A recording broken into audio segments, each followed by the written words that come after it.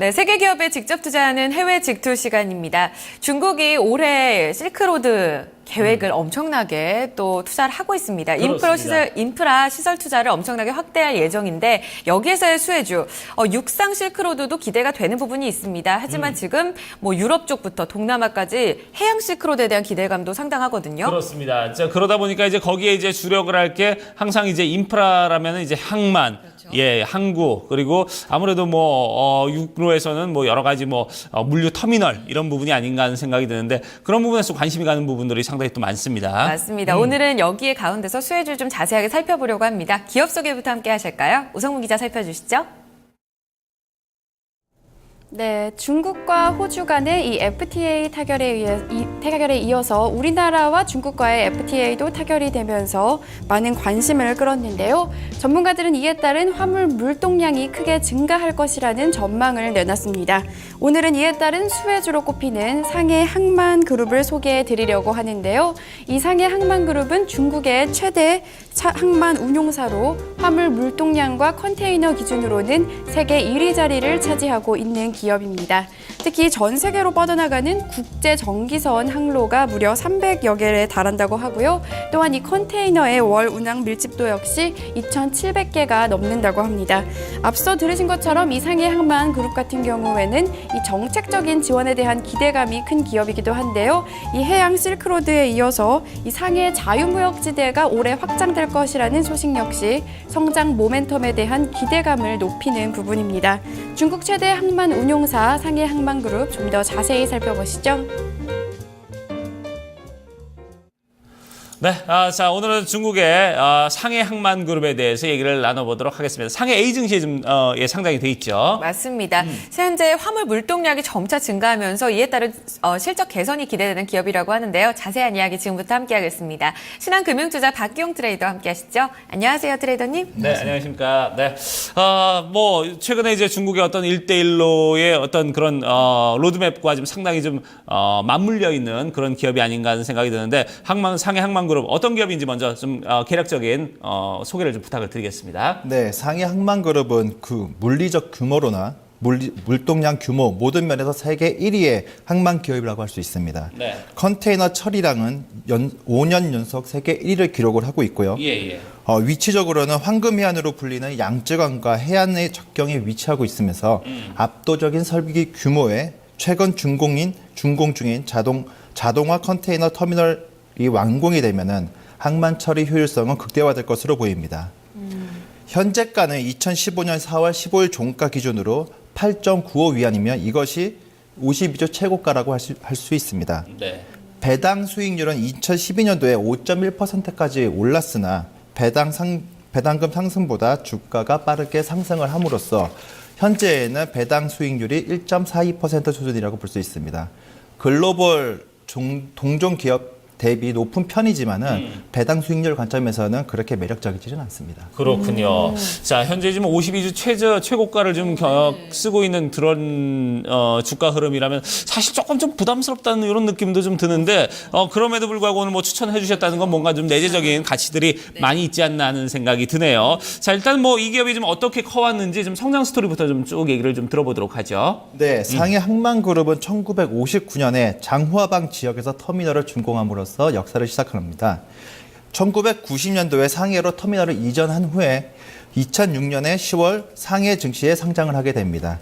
2010년에 그 당시에 1위 그룹이던 홍콩 항만을 제친 이후로 세계 최고 컨테이너 처리량으로서 5년간 세계 1위를 기록을 하고 있습니다.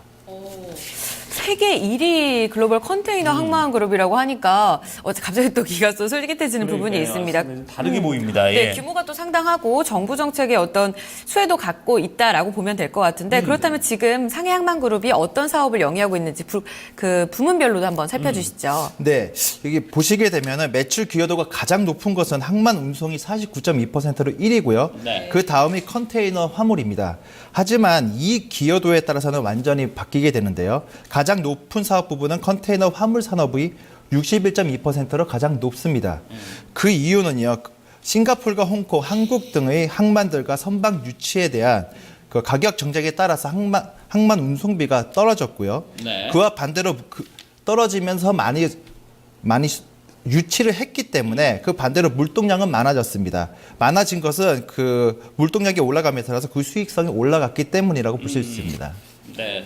자, 뭐 가격을 좀 낮추고 거기에 따라서 이제 물동량이 또 늘어나고 그러니까 다시 좀 수익 증대로 이어지는 이제 그런 모습을 좀 보여주고 있는데, 자, 그렇다면 이 기업이 좀 어떤 매력을 갖고 있는지 동종업계에 좀 비슷한 우리나라의 기업과 좀 비교를 해보면은 좀 어떨까 하는 생각이 드는데 어떻습니까? 이게 사실 이게 상해 항만그룹과 사업 분야가 정확하게 겹치는 국내 상장 기업은 별로 없습니다. 네. 그래서 컨테이너 운송 부분에 겹치는 한진해운과 비교를 해보면요. 네. 가장 눈에 띄는 점은 영업이익률에 있습니다. 상해 항만그룹은 영업이익률이 27.79%인데요. 한진해운의 2.48%에 비해서 상당히 높은 편입니다. 이는 물동량의 증가로 인해서 컨테이너 한 대당 고정비 절감이 되기 때문으로 보고 있습니다. 엄청난 차이인데요. 그러니까요. 예. 지금 아주 정확하게 업계 자체가 동일하진 않지만 컨테이너 부문에서는 긍정적인 면이 있어서 비교를 같이 해주신 부분이 있습니다. 저는 이제 국내 이제 해운 업종도 굉장히 좀 규모가 크다고 생각을 했었는데 상해 항만그룹 그리고 아까 홍콩 항만그룹을 제치면서 1위가 됐다고 했잖아요. 그러니까 아시아 쪽으로 이 항만 투자가 좀 상당히 잘 되어 있는 부분이 많은 것 같아요. 네, 그렇습니다. 지금 뭐 1위부터 5위까지를 보게 되면요. 대부분 아시아 쪽에 다 편중되어 있다고 보시면 될 것 같습니다. 그렇군요. 자, 그래요. 좀 그러다 보니까 이제 어떤 물류의 중심이 지금 아시아 쪽에 좀 집중이 돼 있지 않나 이런 생각이 드는데, 자, 그러면 이제 이 상해항공그룹 아까 말씀하셨다시피 뭐 당기 순이익도 상당히 좋은 그런 기업이고요. 지금 주가도 지금 상당히 고점을 좀 찍고 있는 그런 모습인데 최근 3년간의 어떤 주가 흐름은 좀 어땠는지 주가 수익률도 좀 체크를 해주시죠. 네, 최근에 많이 올라가지고 아까 전에 걱정이 많으셨는데요. 네. 예, 이게 상해 항만그룹의 수익률을 보게 되면요. 지금 상승률이 지금 최근에 그 중국 증시의 상승 추세 영향이 아니라 3년간 고르고 크게 상승해왔다는 것을 보실 수가 있습니다. 최근 실적을 보시게 되면요. 매출액 성장을 보시면 외형적 성장은 벌써 제한적이 됐어요. 2.3% 성장을 했으니까 제한적이 됐습니다.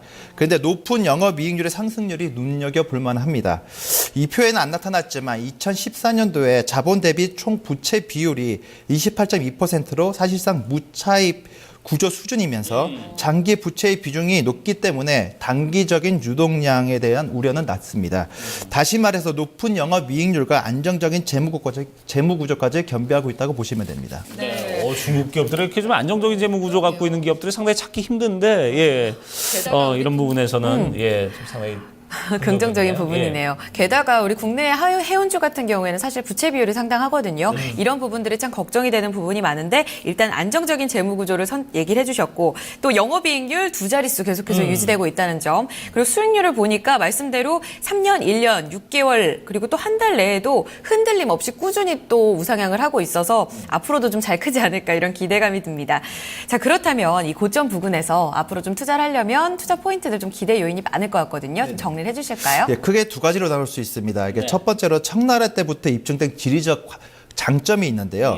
양증학을 통해 발달한 수로 무역뿐만 아니고 고속도로를 비롯한 육로 교통도 잘 발달되어 있기 때문에 중국 내륙과 해외 무역의 관문 역할을 하고 있는 곳이라고 보시면 됩니다.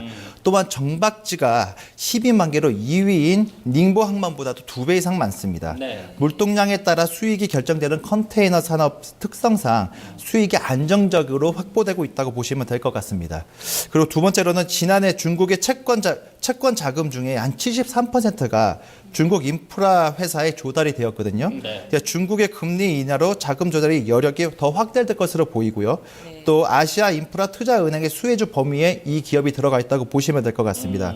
그러므로 항만 산업이 중국 내 타 수송 수단 대비 발전 속도가 좀 느립니다. 그러면서 인프라 회사 중 사업 성장 여력이 잠재력이 크다고 보시면 될 것 같습니다. 그렇군요. 자, 인프라 투자 확대 시에 좀 사업 성장 여력도 상당히 좀 크다 이렇게 말씀을 해주셨는데, 자, 그런 부분에서 볼 때 그러면은 이제 외국계 투자 기관들 어떤 의견을 이 기업에 대해서는 좀 제시를 하고 있는지 궁금합니다.